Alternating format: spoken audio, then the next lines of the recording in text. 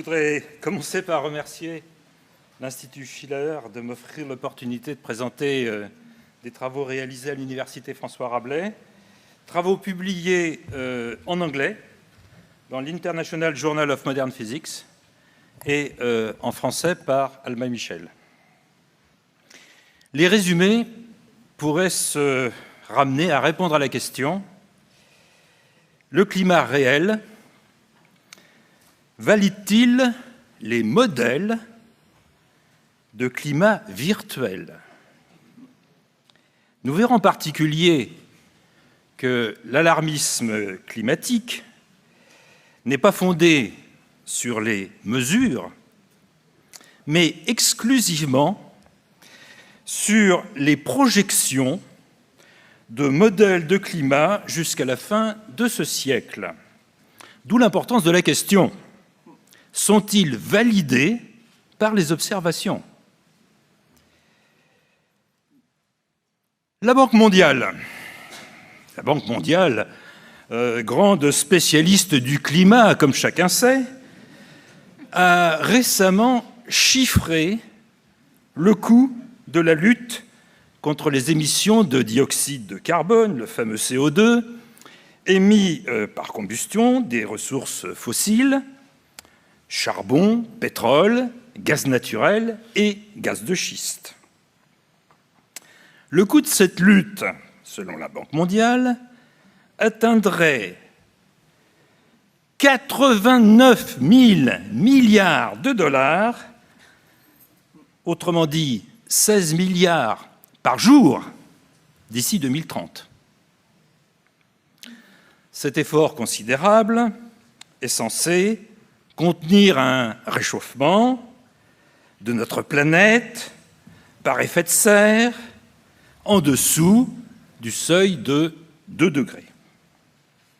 Face à un tel enjeu, une première démarche toute simple consiste à vérifier si dans un passé récent,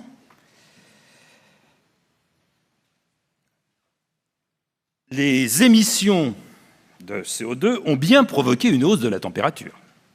Vous l'avez sous les yeux, et la corrélation est loin d'être évidente, puisque la température baissait lorsque les émissions ont commencé à accélérer,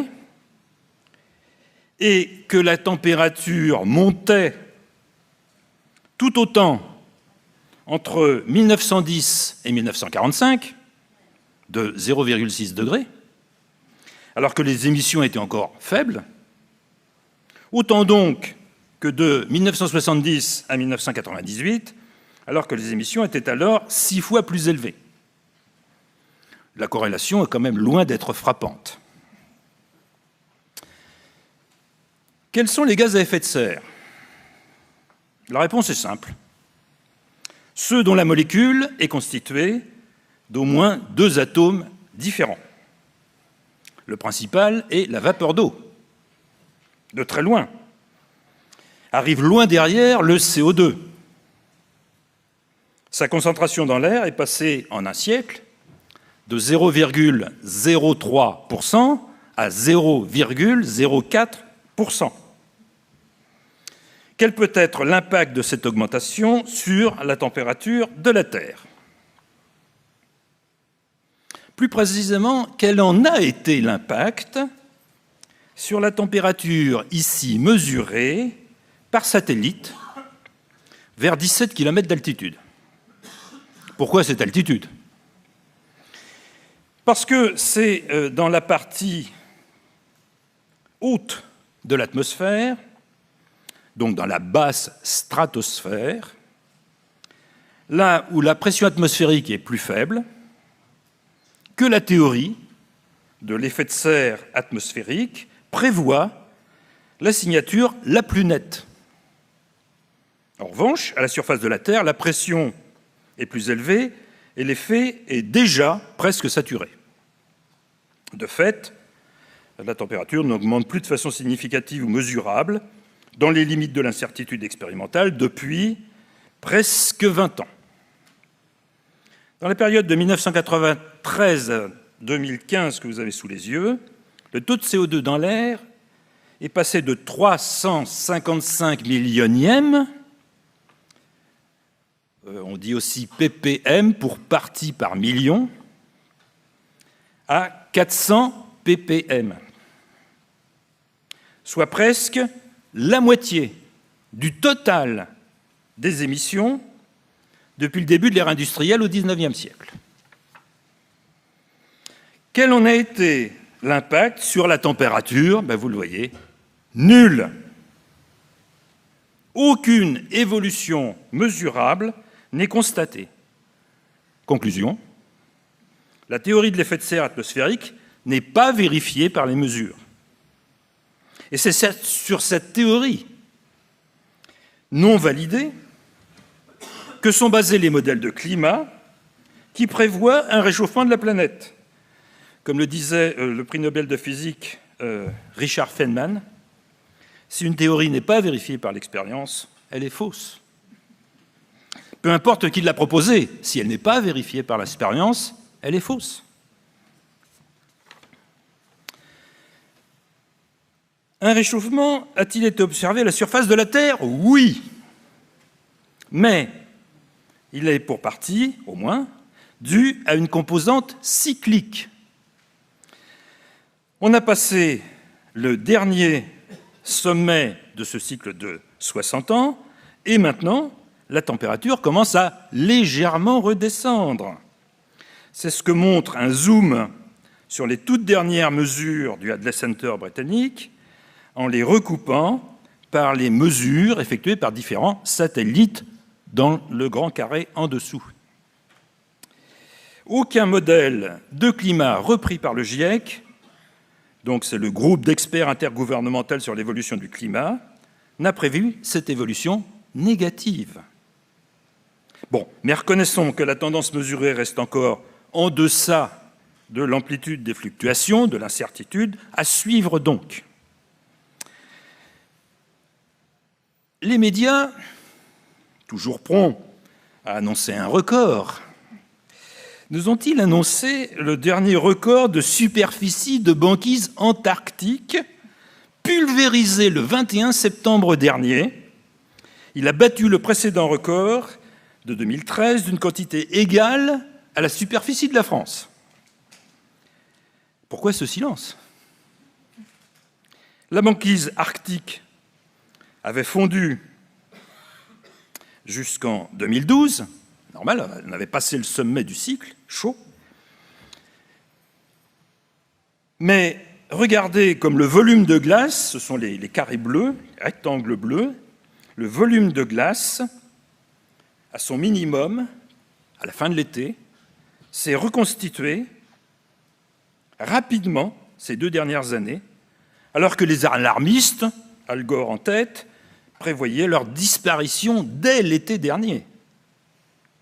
En réalité, la superficie totale de banquise, c'est la courbe en bas à gauche, la superficie totale de banquise est redevenue excédentaire par rapport à la moyenne depuis 2 ans, 2 ans et demi, contredisant les modèles repris par le GIEC. En effet, où est l'impact des émissions de CO2 puisque la superficie de banquise est redevenue excédentaire 2 siècles après le début des émissions? Ce cycle d'environ 60 ans se manifeste ainsi non seulement sur la température, sur les banquises, comme nous venons de le voir, mais aussi sur la hausse du niveau des océans. Les données sont celles de la figure 3.14 du rapport AR5 du GIEC, ici simulé par le cycle de 60 ans. Dans mes 2 rapports successifs envoyés au GIEC, début 2012 puis fin 2012, je lui ai adressé les références sur ce cycle, publié dans des revues internationales à comité de lecture. C'est donc en parfaite connaissance de cause que le GIEC a fait le choix de ne pas tenir compte de la variabilité naturelle. Dans son rapport en sciences, ça s'appelle du cherry picking, du tri sélectif. Ce n'est pas considéré comme vraiment de la science. Alors, Parce qu'ils ignorent ce cycle, les modèles CMIP3 et CMIP5 repris dans le rapport du GIEC sont évidemment incapables de seulement retrouver le climat passé, et en particulier la hausse de température de 0,6 degrés entre 1910 et 1945. C'est flagrant. Ils divergent aussi des observations depuis le début de ce siècle, comme nous allons maintenant l'examiner en détail. Première remarque. Regardez ce fouillis de spaghettis. Les modèles ne sont pas du tout d'accord entre eux, y compris ceux reprenant le même scénario d'émission. Deuxième remarque. Comme la température n'a pas augmenté depuis la fin du siècle dernier, leurs projections sont systématiquement au-dessus des mesures. Enfin, aucun modèle n'a prévu le léger déclin de la température mesuré par les outils les plus précis, les satellites, depuis 2002. Si ce déclin se poursuit, et surtout s'amplifie, gageons que les modélisateurs du climat auront un sérieux problème. Et sans doute plus encore les politiques qui ont tout misé sur les prédictions du GIEC.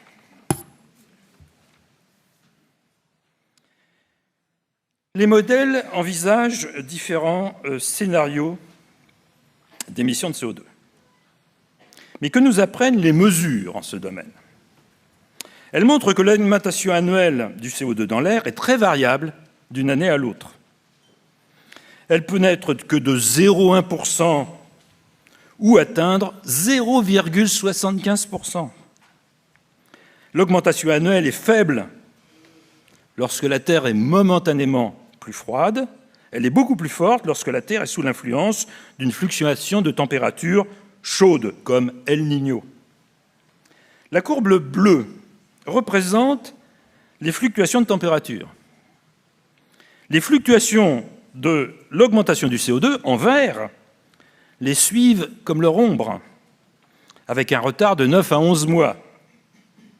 Alors, sans rentrer dans les interprétations possibles de ce phénomène que le GIEC se plaît à ignorer, même lorsque le relecteur critique que j'étais l'invite à le discuter, quelle est l'augmentation moyenne annuelle du CO2 dans l'air? Environ 0,5% par an depuis 20 ans. À ce rythme, le taux de CO2 dans l'air sera loin d'avoir doublé à la fin de ce siècle. La sensibilité climatique, en anglais Transient Climate Response, TCR, est définie comme l'élévation de température en cas de doublement du taux de CO2 dans l'air. Le GIEC rapporte qu'elle serait comprise entre 1 et 2,5 degrés. Mais la figure 1125b du rapport considère la valeur basse, c'est le petit trait noir, comme la plus probable. Ce jugement n'est toutefois pas reporté dans le résumé à l'attention des décideurs. 3 articles plus récents que le rapport AR5 rapportent une sensibilité climatique comprise entre 0,6 et 1,4 degrés, encadrant ainsi la valeur basse du GIEC. Au rythme actuel de hausse de 0,5% par an du CO2 dans l'air depuis 20 ans, un calcul tout simple indique une augmentation de température comprise entre 0,3 degrés et 0,6 degrés d'ici 2100. Y a-t-il vraiment matière à hurler à la catastrophe? Entre vendredi 5 juin et samedi 6 juin, la température en France a chuté d'environ 15 degrés en 24 heures. Le vent du sud a tourné au nord. Les femmes, en jolies toilettes légères, ont remis un pull à la nuit tombée. Mais ressentirions-nous vraiment une hausse virtuelle sur un siècle comprise entre 0,3 et 0,6 degrés? Le réchauffement réel a pris fin. Les émissions de CO2, qui, elles, continuent au même rythme, donc de 0,5% par an, ne peuvent donc plus en être accusés. Qu'à cela ne tienne, tel le bouc émissaire, on accuse le CO2 de tout et n'importe quoi. Des tempêtes, des ouragans, des sécheresses, des inondations, des vagues de froid aux États-Unis et au Canada. Et même, dans l'enthousiasme du moment, des tsunamis et des tremblements de terre, pour faire bonne mesure. Pourtant, les mesures montrent que l'énergie cyclonique, c'est la courbe du bas, l'énergie cyclonique cumulée a tendance à décroître, comme on le constate depuis 20 ans. Torricelli a inventé le baromètre il y a 3 siècles. Il a vite remarqué qu'une pression faible annonçait la pluie, qu'une pression plus faible encore annonçait du vent et de la tempête. Pour une pression moyenne, le temps reste incertain, variable. En revanche, une pression élevée laisse augurer un beau temps stable. L'aurions-nous oublié ? Un ministre avec lequel je débattais sur RTL semblait, lui, l'avoir oublié. Je lui ai gentiment fait remarquer que sur un thermomètre n'était pas indiqué tempête, pluie, vent. Ce sont les indications reportées sur un baromètre. Il m'a répondu, je ne suis pas scientifique.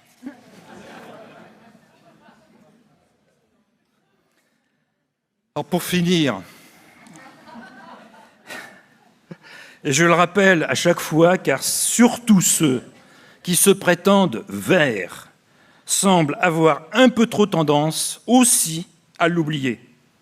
Le CO2 est par photosynthèse et via la production de glucose, C6H12O6, un sucre, la nourriture indispensable et irremplaçable de la végétation, en particulier des plantes nutritives, des récoltes, tout en régénérant l'oxygène de l'air. Le CO2 dans l'air est passé en un siècle de 0,03% à 0,04%. Est-ce trop ou trop peu ? Au printemps et en été, dans l'hémisphère nord, on observe chaque année une chute du taux de CO2 dans l'air, consommé par une végétation en pleine croissance, saisonnière. L'amplitude de cette chute a augmenté entre 1969 et 2013, comme mesuré ici à La Jolla, en Californie. Cette amplitude a surtout augmenté plus vite que le taux de CO2 lui-même. Preuve que la végétation semblait et semble toujours en manque de son nutriment préféré. Cet effet collatéral est donc éminemment bénéfique pour l'humanité. Le bénéfice de l'augmentation du rendement des récoltes a même été chiffré à 3 000 milliards d'euros depuis 1961. Alors, pourquoi devrions-nous le combattre alors même que l'effet minuscule sur la température n'a pas l'air de contrarier cette augmentation du rendement des récoltes ? En conclusion, plus de 1350 publications dans des revues internationales à comité de lecture excluent tout risque d'un réchauffement supérieur à 2 degrés et ou insistent sur la variabilité naturelle du climat. Leur nombre a doublé depuis 2007. Ce nombre de 1350 est à comparer aux 1637 articles retournés par la base de données Web of Science en croisant les mots-clés anthropogénique, greenhouse, en français effet de serre, ou CO2, et warming, réchauffement. D'autres articles, habituellement considérés comme allant dans le sens des conclusions du GIEC, se contentent en fait soit de rapporter les observations que les chercheurs utilisent, comme je l'ai fait, pour montrer qu'il n'y a pas de corrélation entre température et CO2 atmosphérique, soit de simuler quel serait l'impact sur tel ou tel écosystème si la température montait de 2 degrés, 3 degrés, 4 degrés, si la température montait. Rassurez-nous, elle ne monte plus. Le catastrophisme est uniquement basé sur les projections de modèles de climat, tout modèle est faux par définition, plus ou moins faux. Dans le cas des modèles de climat, la sensibilité climatique TCR est rapportée donc entre 0,6 et 2,5 degrés. Ils ne sont pas du tout d'accord entre eux et ils reconnaissent ainsi une incertitude de 2,5 sur 0,6, ça fait 417%. Les plus alarmistes ne sont pas validés par les mesures.